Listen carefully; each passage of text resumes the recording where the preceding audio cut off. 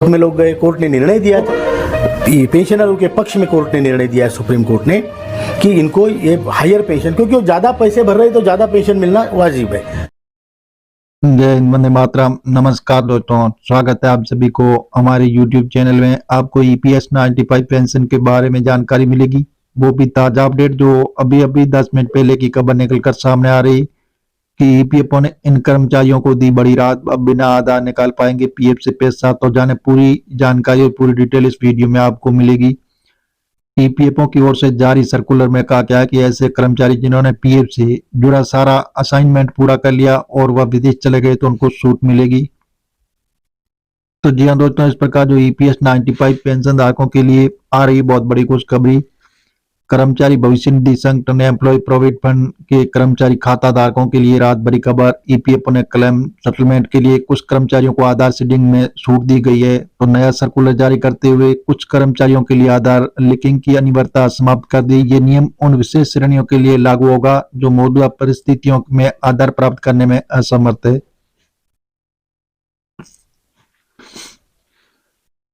दरअसल आमतौर पर यदि किसी भी कर्मचारी PF क्लेम सेटलमेंट करना, PF से पैसा निकालना, EPFO ग्राहकों को दावा के निपटान के लिए अपने UN यूनिवर्सल अकाउंट नंबर को आधार से जोड़ना होता है ताकि उनके क्लेम की प्रक्रिया पूरी हो सके। लेकिन अब EPFO ने कुछ कैटेगरी के कर्मचारियों के लिए इस नियम में बदलाव करके बड़ी राहत दी। इसके तहत अब कुछ खास मामलों में बिना आधार के बिना फिजिकल क्लेम का निपटान किया जाएगा। इन कर्मचारियों को मिलेगी छूट। EPFO की ओर से जारी सर्कुलर में कहा गया है कि ऐसे कर्मचारी जिन्होंने PF से जुड़ा सारा असाइनमेंट पूरा कर लिया और वह विदेश चले गए तो उनको कुछ छूट मिलेगी। जो बाहर छोड़कर विदेश चले गए तो वह नागरिकता भी ले चुके हैं तो लोग आधार के बिना क्लेम सेटलमेंट करा सकते हैं, जैसे नेपाल नागरिक और भूटान के नागरिक, जो कर्मचारियों की बड़ी भाषा में आते हैं। और EPFO जैसे MP अधिनियम के तहत आने वाले प्रतिष्ठान के लिए काम करते हैं तो उसमें शामिल है, लेकिन बाद में नहीं रहते हैं तो परिणाम स्वरूप उनके पास आधार नहीं है। तो इन कैटेगरी में आने वाले सभी कर्मचारियों को आधार की जगह अन्य वैकल्पिक दस्तावेज जैसे पासपोर्ट, नागरिकता प्रमाण पत्र के जरिए अपनी पहचान साबित करने की सुविधा दी जाएगी। खासकर नागरिकों के लिए प्रमाण पत्र जैसे प्रमाण पत्र का इस्तेमाल किया जा सकता है। UN को लेकर भी EPFO का स्पष्टीकरण। EPFO ने स्पष्ट किया है कि अगर सदस्यों के पास पहले से UN नहीं है तो UN अनिवार्य रूप से जनरेट करना होगा। केवल UN के साथ आधार को जोड़ने की आवश्यकता को समाप्त कर दिया गया क्योंकि इस समय विशिष्ट पहचान पत्र प्राप्त करने में असमर्थ है। EPFO ने यह स्पष्ट कर दिया कि जिन लोगों का आधार जुड़ा नहीं वे फाइनल सेटलमेंट प्रोसेस करने के लिए दूसरी वैलिड ID प्रूफ का इस्तेमाल कर सकते हैं। डॉक्यूमेंट के जैसे RTCT के लिए वेरीफाई किया जाएगा। तो जी हाँ दोस्तों, इस प्रकार जो EPS 95 के 78 लाख पेंशन धारकों को लिए सरकार देने जा रही है बहुत बड़ा तोहफा। बताया जा रहा है कि जल्दी आपको पेंशन बढ़ोतरी होगी और बढ़ी हुई पेंशन आपको मिलेगी।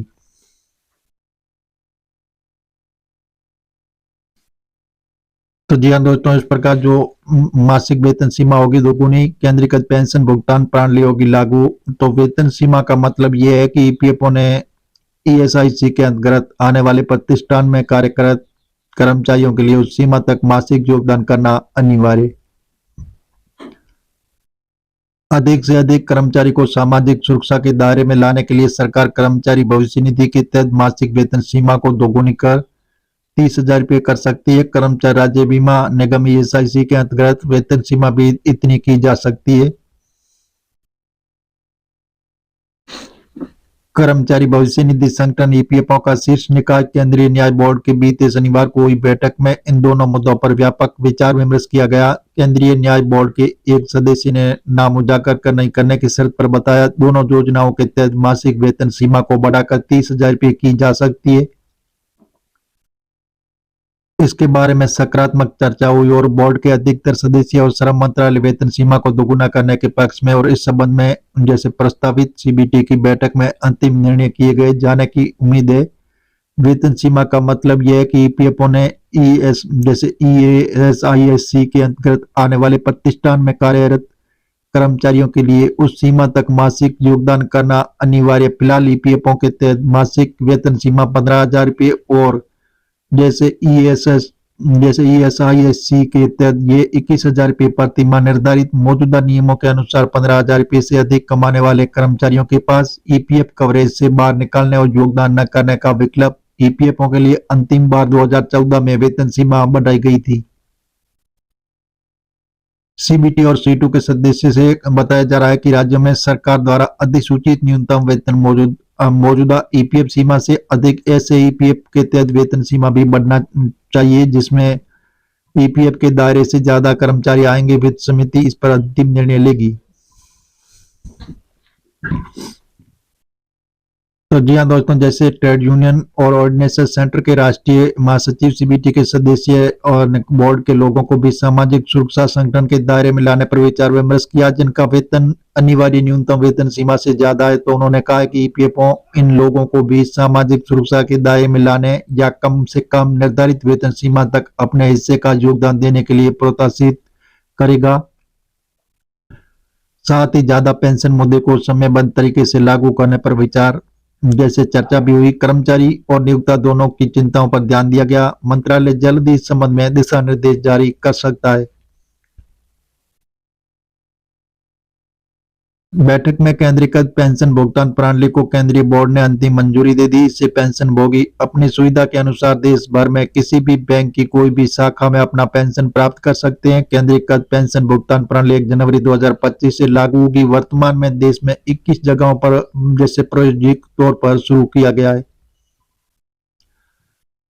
इसके साथ ही बोर्ड ने ईपीएफ जोड़ना 1952 के पैराग्राफ में संशोधन को भी मंजूरी दे दी। इसको लागू होने से ईपीएफ सदस्यों को निपटान की तारीख तक ब्याज का पूरा भुगतान किया जाएगा। फिलहाल जैसे महीने की 24 तारीख तक दावे का निपटान होने की स्थिति में पिछले महीनों तक के ब्याज का भी भुगतान होता था।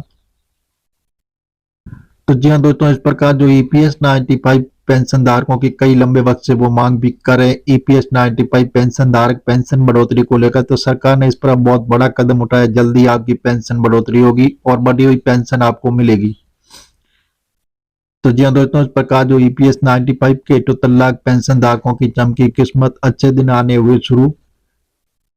जल्दी आपको बढ़ी हुई पेंशन और बढ़ा हुआ ब्याज आपके अकाउंट में जमा हो सकता है। बताया जा रहा है कि लगभग इसी माह के अंत तक आपके अकाउंट में जमा किया जा सकता है। तो जी हाँ दोस्तों, इस प्रकार जो ईपीएस 95 के 78 लाख पेंशन धारकों के लिए सरकार बहुत ही बड़ी खुशखबरी देने जा रही है जो आने वाले दिनों में चमकेगी। ईपीएस 95 पेंशन धारकों की किस्मत, अच्छे दिन आने हुए शुरू। तो जी हाँ दोस्तों, हम मीडिया आधारित आपको बता रहे हैं, सरकार से अभी हाल फिलहाल ऐसी घोषणा नहीं हुई। आप सरकारी ऑफिशियल वेबसाइट पर जाकर इसकी जानकारी ले सकते हैं और मिलेंगे नई जानकारी के साथ। नए और पहली बात तो चैनल को सब्सक्राइब कर लीजिए ताकि इसी प्रकार की नई जानकारी सबसे पहले आपको मिलती रहेगी।